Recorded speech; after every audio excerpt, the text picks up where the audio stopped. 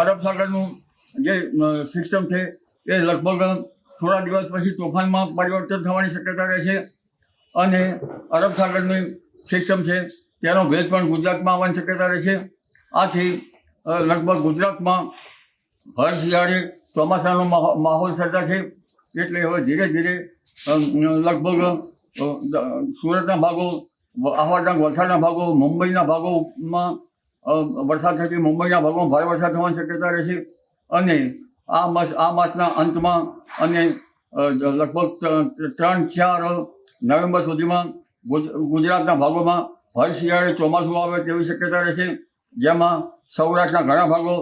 કચ્છના ભાગો, આ ઉપરાંત ઉત્તર ગુજરાતના ભાગો અને મધ્ય ગુજરાતના ભાગો, વડોદરા તેમજ લગભગ ખંભાત, સાતપુરા અને મહેસાણાના ભાગો, બનાસકાંઠાના ભાગો તેમજ પંચમહાલના ભાગોમાં કમોસમી વરસાદ થવાની શક્યતા રહેશે.